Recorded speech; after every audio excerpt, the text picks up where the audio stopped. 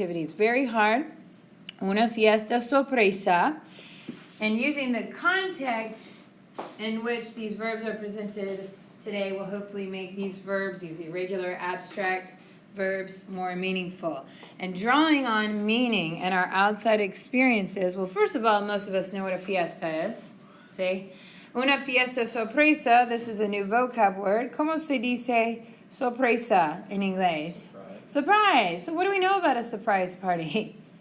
Everybody, all your friends get together and... They know about it and you don't. Right. They know about it, you don't. They plan it, they organize it, and then you show up and everybody else, surprise, right? Okay, so even though that's like, Profa.Z, por favor, that's so trivial, that's going to help you identify meaning, okay?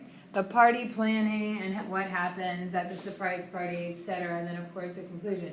And then we're going to focus on the highlighted verbs, those irregular preterites, and that's what you're going to put in your chart, okay? They're listed in the order in which they appear. We'll focus on what they mean, and then we're going to figure out what infinitive they come from and what, therefore, what their irregular stem is. So we're working opposite than what the book does. The book just gives you the verb, all this stuff first, and not making you think about anything. And when we think about it, we'll actually, well, hopefully learn it. Okay, vamos. Entonces, la fiesta sorpresa. So we're going to focus on the meaning, not translation. You don't need to translate it literally, but you want to figure out what's this saying. El sábado pasado hubo una fiesta sorpresa. So what's this basically talking about? Exactly, muy bien. There was a surprise party. When? Last Saturday. Excelente. Fantastico. So now we know what this is talking about. Let's focus on our one and only verb here. Hubo. Okay, that's what we have first on our paper. Hubo means what? What is hubo? Last Saturday. Yeah. Well, close. And the reason why it's not they had, because it's not in the ellos form. She had, someone had, or this is actually, and we have not seen this verb. This is like the first time you've probably seen it, unless you saw it on the superside Homer. This means there was. And we've seen this verb up until today, really, in its present tense form, I. You know that verb, there is, or there are, I? Like, in one-on-one, we had like, ¿cuántos estudiantes hay en la clase de español? Por ejemplo, I means there is, or there are. Hubo is just the preterite of I. And a little trick about this one is well, first of all, what's the infinitive of hubo? Well, haber. Muy bien, Harry. Haber. Similar to hacer, but with a B. Haber. If you have this infinitive ever on the test, supersite, final exam, whenever, it's always going to be hubo, our third person singular form. It's never in the ellos form. It's never in the yo form. If you see haber on the supersite, type in hubo, click submit, 100% on that one. Okay? So haber, which means its irregular stem, is H-U-B. Hub. Okay? All right, moving on. Próxima.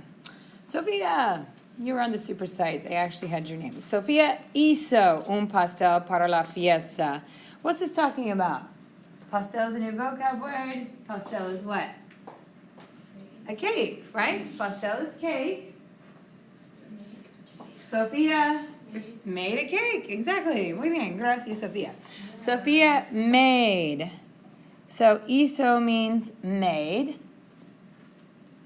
¿Cuál es el infinitivo? Hacer. Excelente. Hacer with the C. Hacer un pastel para la fiesta. So, our irregular stem, we've talked about this already, is what? Well, this one actually is weird. It's normally H-I-C, except for the L, ella form has a Z, like Profa.Z, a Z, zeta. Only in the L, ella, usted form. It has the little Z. Think of me, because I'm Professor Z. Okay. Hizo un pastel para la fiesta. Miguel.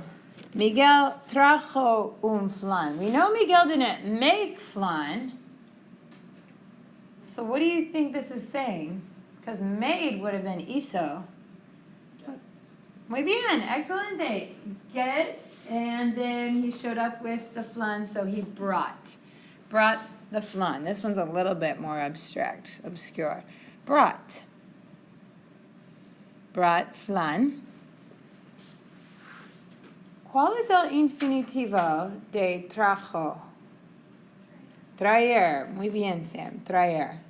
Está en el libro. We don't use traer a lot, which is why this is more abstract. We use hacer a lot. So a lot of you know what hacer means, but we don't use traer that much, which is harder to remember. What's the irregular stem of traer? Yeah, traj. T-R-A-J. And these are the irregular stems that you have to memorizar. Okay, vamos con los amigos y parientes. Careful with, everybody knows what amigos are, but what are parientes?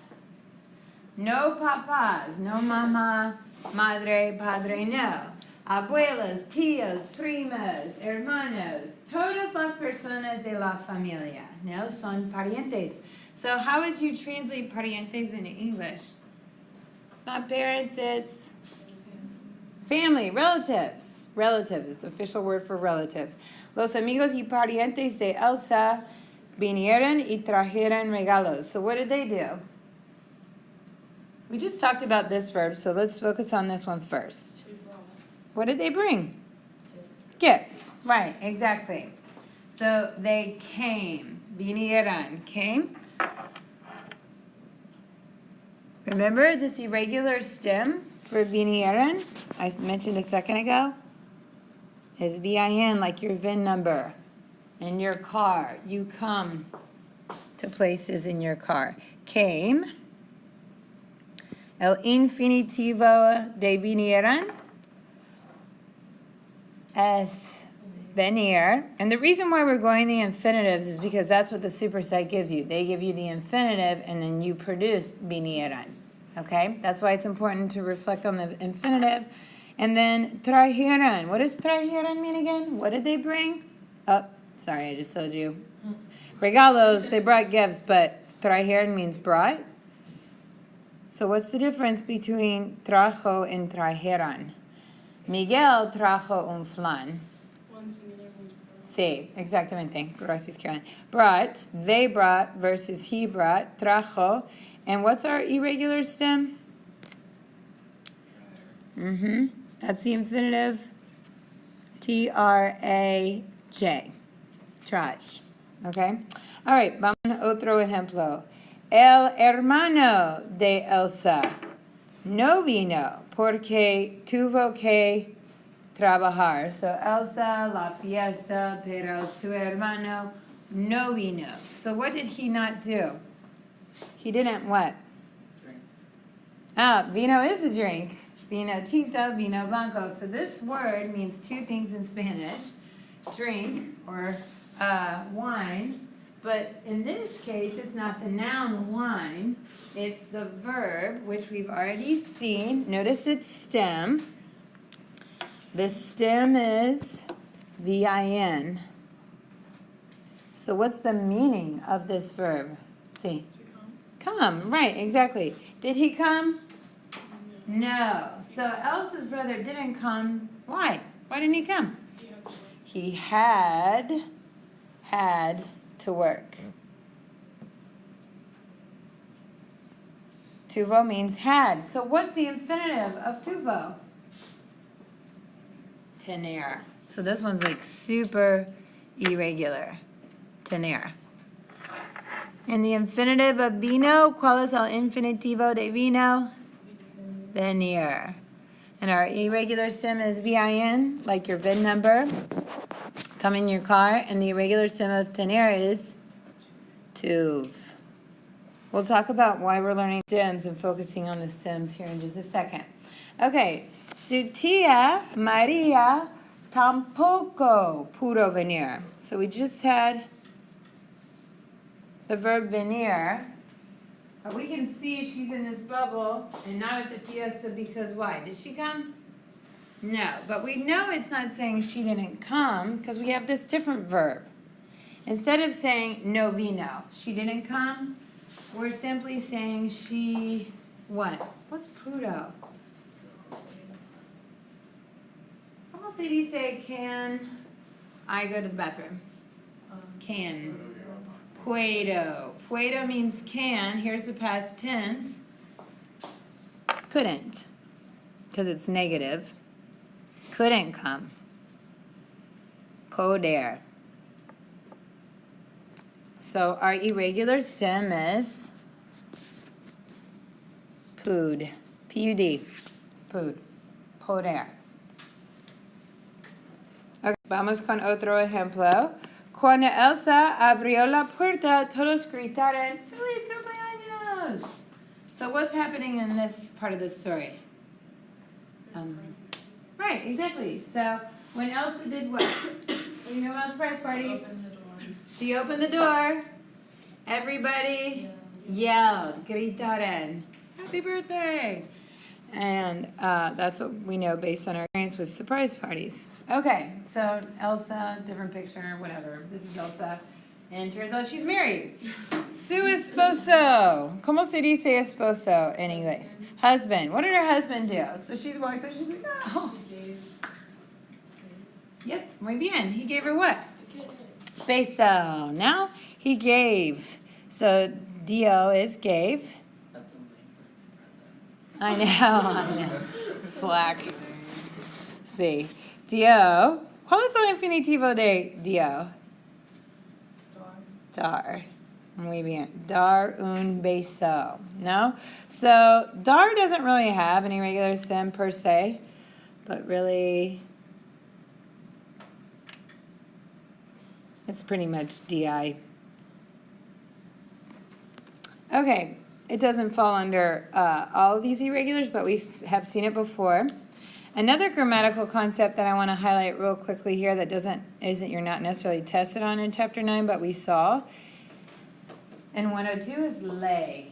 So what's lay referring to? Who gave who a kiss? Yeah, her husband gave her, the recipient of the kiss. She's the recipient of the kiss. He gave it to her. That's where the lay's coming. Okay. Al final de la fiesta. So where are we in the party? The end. Okay, so at the end of the party, todos dijeron que se divirtieron mucho. Dijeron, qué divertido.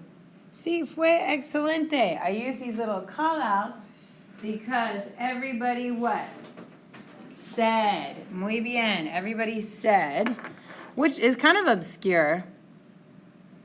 Dijeron means said. Again, this was a superside activity that I thought was going to be really hard if you didn't break down the meaning. I think it's an activity where you have to pick the verb first and then you conjugate it. Remember those? And this is already a really hard concept, so I wanted to go over it. Anyway, said, ¿cuál es el infinitivo? They said, dijeron. Decir. Muy bien. Excelente. What's that question you ask when you want to know how to say something in Spanish? ¿Cómo se dice? Dice presente, dijeron preterito. No? What did they say? What's this new verb? That they what? They had a lot of fun. Remember, divertirse is a new vocab verb that means to have fun. They have a whole verb just dedicated to fun in Espanol. Reflejo de la cultura, en mi opinión. Okay, so the party's over. What's Elena doing? Yeah, she's in bed. It's really hard to see because brightness. Let me see. That's all the way bright. Anyway, it's kind of hard to make out. But her eyes are open. It's 4 o'clock in the morning. What's up with Elsa? She can't sleep. Okay? So pudo means can't. She can't sleep. Why? Why can't she sleep after her party? What do you think alegría means? She's so happy. Muy bien. So basically this is a saying, remember what dio means? Give, so gave. It gave her so much happiness she couldn't sleep. Again, this is the super side story. Okay. Dio we know comes from ¿qué infinitivo? Dar. Muy bien. pudo. ¿Cuál es el infinitivo de pudo? Poder. Muy bien. ¿Puedo ir al baño? No. No pudo ir al baño. You couldn't go to the bathroom. Profa.Z es muy estricta. Okay, so los verbos, las, etc. So all of these preterites on the list are irregular, but as we can see, a lot of them have the same ending. We'll talk about that here in a second. And then we've got some more here down at the bottom. The verb, the meaning, the infinitive, the irregular stem. Okay, so we have fui here. We know our infinitive is ir because I provide that. But what does fui mean? I what? Yo fui a una boda. I went to a wedding. Exactly. I went to a wedding last Saturday. Por ejemplo. Went, ir. Our irregular stem is kind of like fu. But we know ir really well. We know fui, fuiste, fue. Most of the time students really retain fui because we talk about that a lot. The more we use it, the more we know it. Okay, vamos con B. Yo vi a muchos amigos en la boda. What does be mean? I saw. So vi saw. I saw who? Lots of friends, exactly. En la boda. So ver es el infinitivo. And ver and dar are almost the same. Its stem is like the same as dar. V and D. They're almost exactly the same. Supe is kind of tricky. Supe.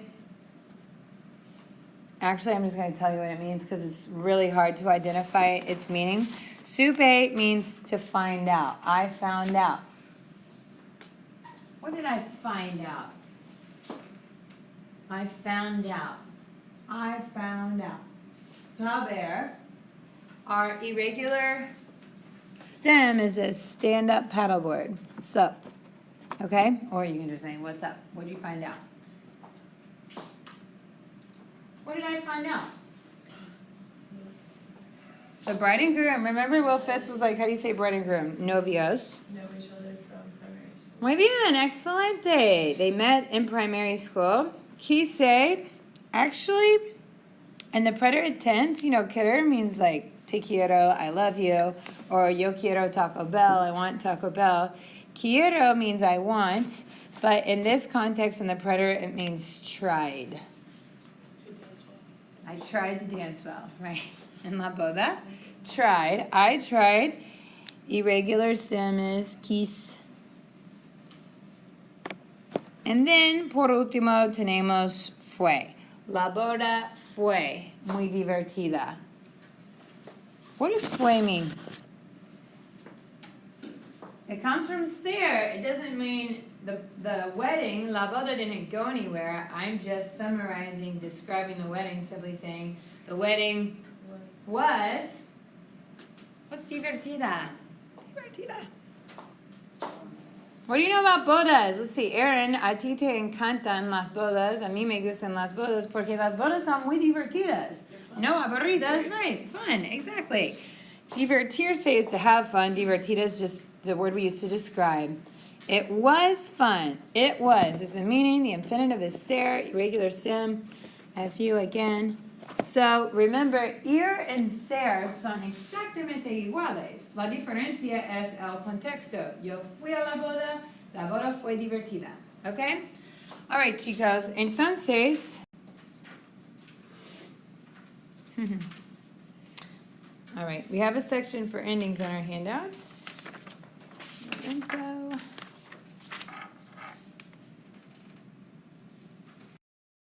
Vamos a aplicar la gramática en clase miércoles. Tiene más práctica en el supersitio. Remember, Quizlet is a great